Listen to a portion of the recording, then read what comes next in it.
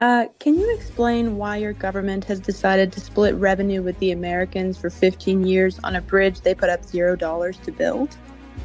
So thank you, Jillian, for that question. That is an important question, and I think it should be directed to the minister in charge of the file, which is Dominique Leblanc, and at the same time, the Prime Minister. And I think it is important to be able to work on the stability of the relationship between Canada and U.S., including when it comes to the Gordie Howe Bridge. Thank you. I appreciate that some of your colleagues are also working on this, but I'm just wondering, does your government have an estimate of how much money Canada will give to the United States as part of the new Gordie Howe Bridge deal? So thank you, Jillian, for the question. And of course, this, as I mentioned, is a really important question. And as I've not been privy to the different negotiations regarding the Gordie Howe Bridge, I think my colleague could be better answering. And ultimately, the goal of the government has always been to make sure that we would be able to get good value for money, but also knowing that there's a lot of unpredictability on the part of the U.S. administration dealing with the world as it is. Prochaine question, Estelle Côté-Sroka. Bonjour, Madame Joly, merci de répondre à nos questions. D'abord, je veux savoir comment on peut avoir confiance que les pourparlers au sujet de l'ACO vont bien aller entre le Canada et les États-Unis si les deux pays sont même pas capables de participer à une cérémonie conjointe pour souligner l'ouverture du pont Gordie Howe. Merci Estelle.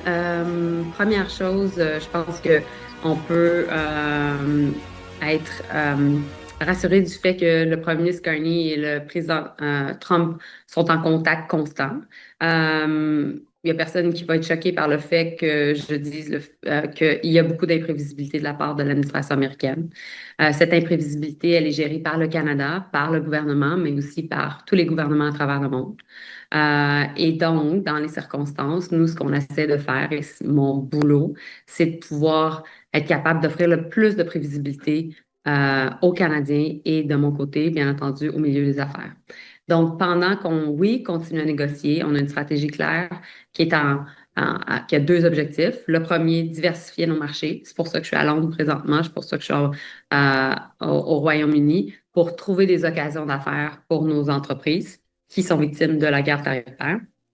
Et deuxièmement, être capable de continuer d'être une destination pour les investissements au Canada.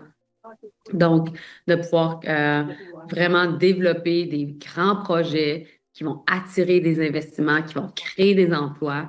Concrètement, ça veut dire quoi? Ben, ces investissements dans le port de Montréal, dans Nouveau-Monde Graphite au Québec, dans un TGV entre Toronto et Montréal et Québec, dans des grands projets d'infrastructures miniers, ferroviaires, aussi portuaires et au niveau énergétique. Et c'est comme ça qu'on va être capable, nous, d'en ressortir plus fort parce qu'on sait qu'on a une dépendance et une vulnérabilité par rapport à notre trop grande exposition au marché américain. Concernant le pont, je comprends que ce n'est pas votre dossier, mais vous avez peut-être vu les critiques récentes du chef conservateur Pierre Poilievre qui accuse le premier ministre de se contredire parce qu'il aurait dit auparavant que le partage des recettes aurait lieu seulement lorsque la dette serait entièrement remboursée. Comment, justement, on peut avoir confiance que le gouvernement va faire preuve de transparence dans ses relations avec les États-Unis? Je pense que le gouvernement va agir avec toute transparence. Notre objectif, c'est de pouvoir justement faire en sorte que les Canadiens soient au courant. Je pense que les Canadiens ne sont pas naïfs. Je pense qu'ils savent que on vit une situation difficile au Canada où l'administration Trump a des objectifs clairs de rapatrier plusieurs des emplois dans le secteur manufacturier, a des objectifs clairs aussi de gérer ses propres finances publiques. Et en même temps, le Canada est depuis trop longtemps vulnérable à cause de notre trop grande intégration au marché nord-américain. Il n'y a rien dans ce que je dis qui est nouveau. Et donc, ce qui est nouveau, par contre, c'est la menace de tarifs qui a été annoncée par la Maison-Blanche cette semaine.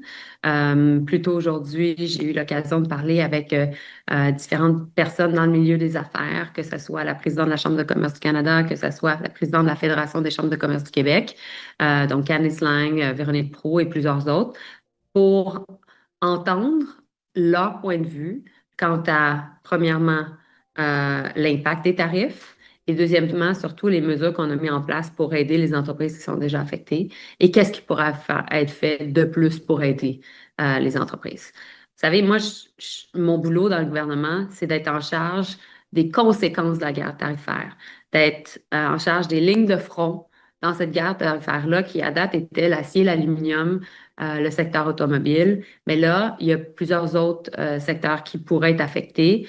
Certainement davantage le secteur de la foresterie qui l'était déjà, mais qui est encore plus visé, et d'autres secteurs. Alors, présentement, mon rôle, c'est de pouvoir comprendre quel est l'état de la situation, quelle entreprise pourrait être affectée et bien protéger les emplois. Next question, Judy Trin. Hello, Minister. Thank you for taking our questions. I just want to understand how your government can justify this Gordie Howe Bridge deal, given that it is worse than what we originally had. And also, what does this mean for further negotiations? How can Canadians and Quebecers, for example, trust your government that you won't make further concessions, especially when it comes to dairy and supply management? Thank you, Judy. And I know that the recent announcements made by the Trump administration regarding the threat of tariffs is important, and that many businesses and many workers across the country are concerned. We hear their concern, and we will make sure that we negotiate a good deal, a deal that is in the interest of Canadians. That being said, the Prime Minister is in charge of negotiating.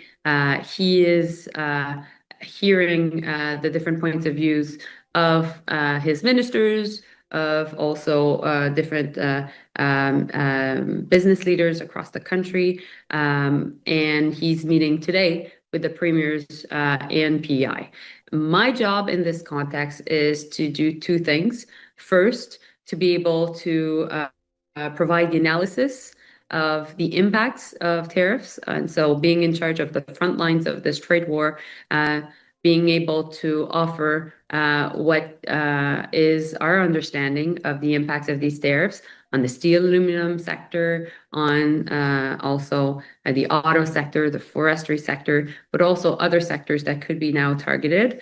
And my other job in this government is to make sure that the measures that we've put in place are going to the businesses that need it in order for jobs to be protected, for livelihoods to be protected, for communities to be protected, in order to really protect our industrial base.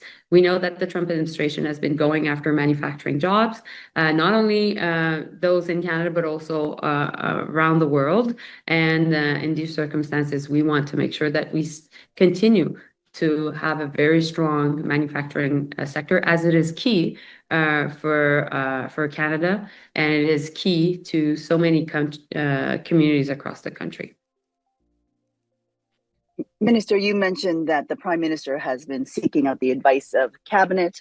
I'm wondering, as a minister in Carney's Cabinet, what are you recommending? I'm wondering because Pete Hoekstra last week during his panel said that the Canadians tried to sweeten the deal with more energy. Obviously, sweetening the deal is not working. Concessions that you have made have not worked.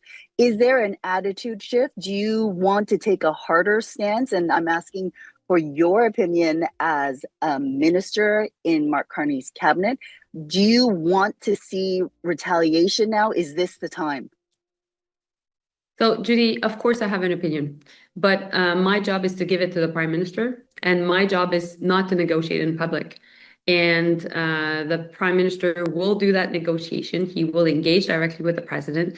Dominic LeBlanc, the Minister of Canada-US Trade, along with Janice Charette, our Chief Negotiator, will engage with the administration, and I will provide them to the table the analysis of what's going on in the manufacturing sector, but also in different sectors that have been affected by the tariffs. And meanwhile, my job also is to attract foreign direct investment. Notice what just happened there. 3 different questions about the actual cost of the Gordie Howe Bridge deal to Canadian taxpayers. 3 deflections, first to Dominic LeBlanc, then to the Prime Minister, then a pivot to talking about foreign investment instead. And when a reporter directly quoted the U.S. ambassador, claiming Canada's concessions aren't working, Joly didn't push back on that characterization at all. She just said it's not her job to negotiate in public. That's a lot of not answering for one press conference. Buried underneath all that tension was a genuinely large announcement. Joly was in London for the Farnborough Airshow, unveiling results from Canada's new defense industrial strategy, the first dedicated defense industrial strategy Canada has had since the Second World War, backed by $500 billion, aimed at creating 125,000 jobs and growing defense exports by 50%. In the past year alone, that strategy has already delivered real deals. Canada purchasing Bombardier jets for the armed forces, 150 new Airbus planes ordered by Air Canada, a partnership between Bombardier and Saab on the Global Eye surveillance aircraft now being adopted across NATO, and at this specific air show, a new simulator and training deal between CAE and Turkish Airlines, a $275 million investment from Pratt & Whitney Canada in its Longueuil facility, a letter of intent for 60 helicopters between Bombardier and a Saudi company, and Canada's formal entry into GCAP, a 6th-generation fighter jet program being developed jointly with Italy, the UK, and Japan. But it was the Pratt & Whitney announcement specifically that produced the sharpest moment of the whole press conference. A reporter pointed out that Joly announced $34 million in funding to keep jobs in Canada the day after Trump launched his latest attack on Canadian industry, and asked, bluntly, how handing money to what's technically an American-owned defense contractor squares with Canada's elbows-up posture. Joly's answer was actually one of her stronger moments. Pratt & Whitney Canada has operated in Quebec for 95 years, employs 6,500 people, and builds engines for the F-35, for Airbus aircraft, and for Bombardier jets, describing it as a genuine crown jewel that just happens to sit inside a larger American-owned company. It's a fair point, but it also exposes something real. In a deeply integrated North American defense and aerospace industry, elbows-up rhetoric runs into complicated reality fast, and Joly's own government is still funding companies with American ownership, even while publicly framing itself as standing up to Washington. Reporters wouldn't let the Gordie Howe Bridge story die, and it's easy to see why. Even a simple, neutral question, why is this bridge important? Why should it open? Got a defensive, guarded answer from Joly the first time it was asked, before she eventually gave a straightforward response about the bridge being critical to the integrated auto sector supply chain between Ontario and Michigan, and the fact that Canada is the single largest customer for U.S. exports, buying more than the UK, France, and Japan combined. That's a genuinely strong argument for why the bridge matters. It's notable that it took repeated pressing to get a minister to actually make it, instead of retreating to file transfer answers about who's in charge. Once the bridge questions eased up, Joly pivoted to a broader thesis she'd apparently laid out earlier that same day in a speech at Chatham House, that industrial policy has become the new geopolitics. Her argument is that as more countries slide toward protectionism to defend their own manufacturing jobs, Canada's path forward isn't to fight that trend alone, but to align industrial policy with other mid-sized economies, the UK, the EU, Japan, so that, for example, Canadian aluminum and steel get treated the same as European aluminum and steel inside those markets, rather than facing tariffs everywhere Canada turns. She pointed to real numbers behind this. Aluminum exports to Europe already up more than 50% as Canada diversifies away from an over-reliance on the US market. The final exchange might have been the most revealing.